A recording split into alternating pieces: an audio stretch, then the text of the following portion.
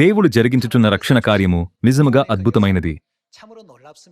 మనం తరచుగా సందేశాన్ని ప్రకటించినట్లయితే శ్రోతల హృదయాలలో వాక్యము జీవించి పెరుగుతుంది. మరియు వారు నాతో పంచుకున్న బైబిల్ వచనాలను నేను పరిశీలించినప్పుడు తల్లి నిజంగా ఉన్నారని నేను గ్రహించాను అని చెప్పగలరు. నా బైబిల్లో నేను దీన్ని ఎందుకు చూడలేకపోయాను?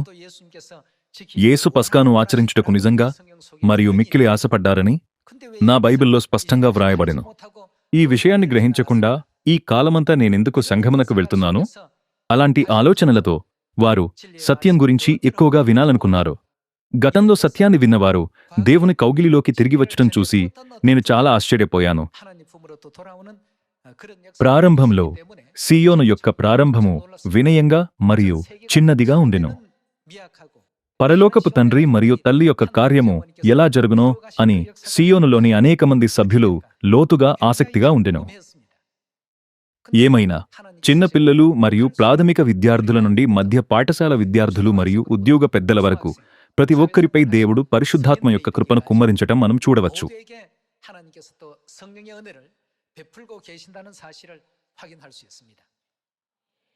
దక్షిణ కొరియాలో కూడా వివిధ నగరాలలో విత్తనాలు నాటబడ్డాయి మరియు ఈ సందేశం విన్న తర్వాత గణనీయమైన సంఖ్యలో ప్రజలు సత్యం వైపు తిరిగారని చెప్పబడెను.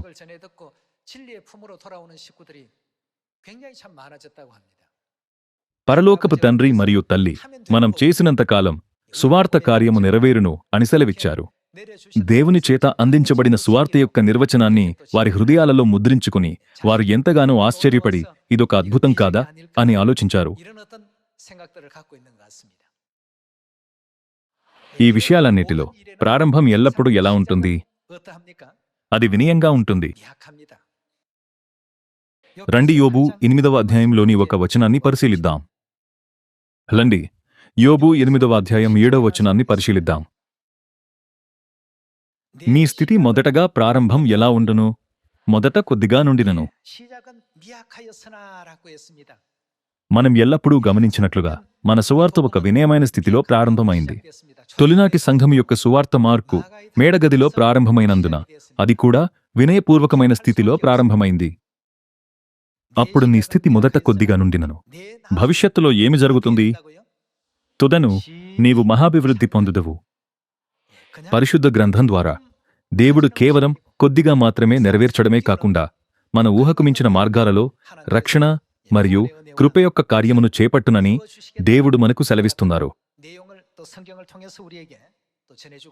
మీరు పరిశుద్ధ గ్రంథంలోని ప్రవచనాలన్నిటినీ యెషయా 46 మరియు 14వ అధ్యాయాలలోని వాక్యములను విశ్వసిస్తున్నారా? దేవుడు నేను చెప్పియున్నాను, దాన్ని నెరవేర్చెదను, ఉద్దేశించియున్నాను, సఫలపరచెదను అని సెలవిచ్చారు. మత్తయి అధ్యాయము 26లో యేసు పేతురుతో కూడా ఇలా సెలవిచ్చారు.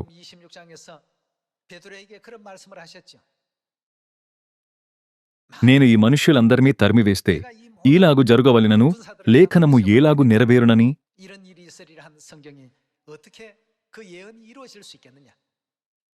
కాబట్టి ఆయన మత్తయి 26 అధ్యాయములో లేఖనములు మరియు ప్రవక్తల ప్రవచనాల ప్రకారంగా పాపము కొరకు బలి అర్పణగా అర్పించబడ్డారని సెలవిచ్చారు. ఈ వాక్యములన్నిటినీ సమగ్రంగా పరిశీలిస్తే ప్రవచనాల ప్రకారం ఏమి జరుగును? అవి తప్పక నెరవేరుతాయనే వాస్తవాన్ని అది మనలను మేల్కొల్పుతుంది. యాపిల్ పండ్లను నాటకుండా మనం ఆశించలేము కదా?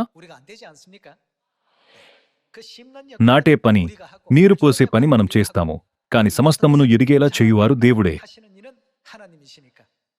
కాబట్టి మనం ఫలితాన్ని దేవునికి వదిలివేయవలను.